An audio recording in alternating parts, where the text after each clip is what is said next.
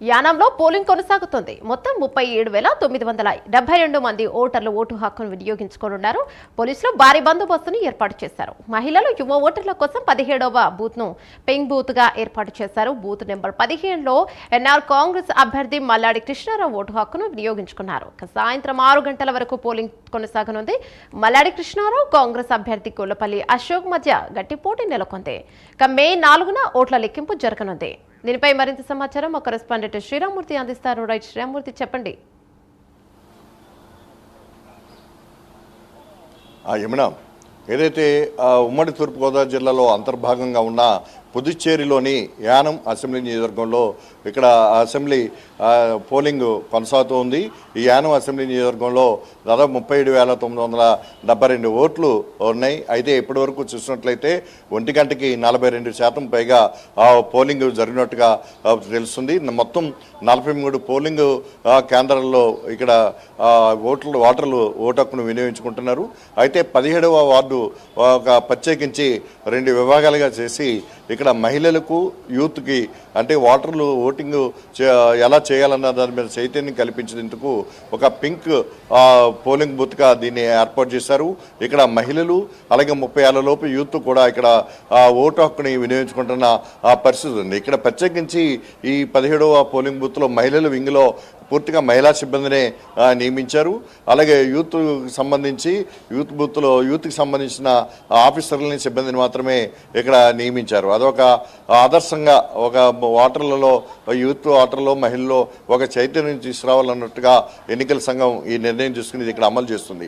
అయితే ఈరోజు పోలింగ్ జరుగుతున్న నేపథ్యంలో మొత్తం యానమంతా కూడా భారీ భద్రత ఏర్పాటు చేశారు. గత ఎన్నికల సమయంలో 21లో జరిగిన ఎన్నికల్లో కొన్ని ఘర్షణలు చేసుకునే పరిస్థితి ఉంది. అలాంటి పరిస్థితులు, అవాంఛనీయ సంఘటనలు ఉత్పన్నం కాకుండా ఉండేందుకు అప్పుడు గట్టి బందోబస్తు ఏర్పాటు చేశారు. ఒడిశా నుంచి కూడా కేంద్ర బలగాలు కూడా ఇక్కడ బందోబస్తుకు వచ్చిన పరిస్థితి ఉంది. అయితే ప్రస్తుతం ప్రశాంతంగా ఓటింగ్ జరుగుతూ ఉంది.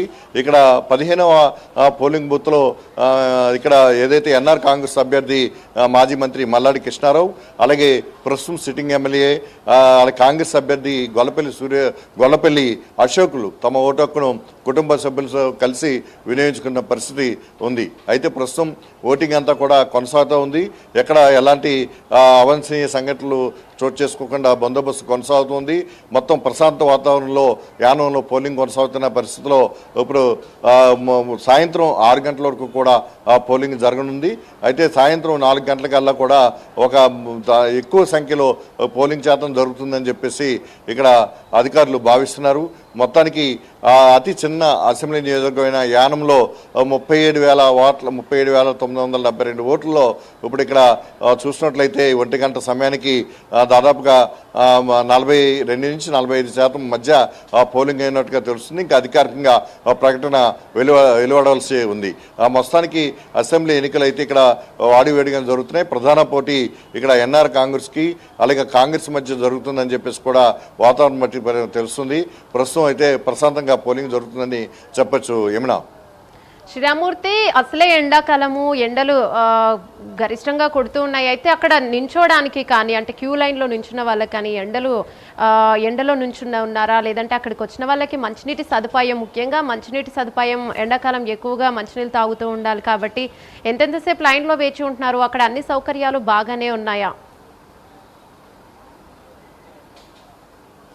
ఎక్కువ అంటే ఎండలు ఎక్కువగా తీవ్రతరం ఉండడంతో పాటు ఈవేళ నిన్న చూసినట్లయితే చాలా ఎక్కువగా ఎండలు ఉన్నాయి. దీంతో ముందుగానే ఎన్నికల సంఘం ఇక్కడ పోలింగ్ కేంద్రాల వద్ద ప్రత్యేకమైన ఏర్పాట్లు చేశారు. అంటే ఓటర్లకి మంచినీరు అంతా కూడా అందుబాటులో ఉంచారు. అలాగే కొన్ని చోట్ల ఓపెన్గా ఎలాంటి నీడలు లేని చోట ఇది టెంట్లు కూడా ఏర్పాటు చేశారు. అంటే ఉదయాన్నే ఎక్కువ మంది మహిళలు పోలింగ్ కేంద్రాలకు చేరుకుని ఓట్లు వేసిన పరిస్థితి కూడా ఉంది. అయితే ఎక్కడ కూడా ఓటర్లకి ఎలాంటి అసౌకర్యం కలగకుండా లైన్లో నుంచున్నప్పుడు కూడా గాలుపు కొట్టకుండా ఈ టెంట్లో వేయడంతో పాటు ఏదైతే షెడ్లు ఉన్నాయో షెడ్ల నీడనే ఉండేలాగా కూడా ఏర్పాట్లు చేశారు. అయితే మంచినీరు ఎప్పటికప్పుడు అందిస్తున్న పరిస్థితి ఉంది. ప్రస్తుతం అయితే ఈ ఎండలు మాత్రం అయితే చాలా తీవ్రంగా గాలులు వీస్తున్నాయి, వడగాల్పులు వీస్తున్న పరిస్థితి కనిపిస్తుంది. ఇలాంటి పరిస్థితుల్లో కూడా పోలింగ్ కేంద్రాలకి వచ్చి ఓటు హక్కును వినియోగించుకుంటున్నారు. మధ్యాహ్నం కావడంతో ఇప్పుడు కాస్త మందుకొడిగా ఓటింగ్ జరుగుతుంది.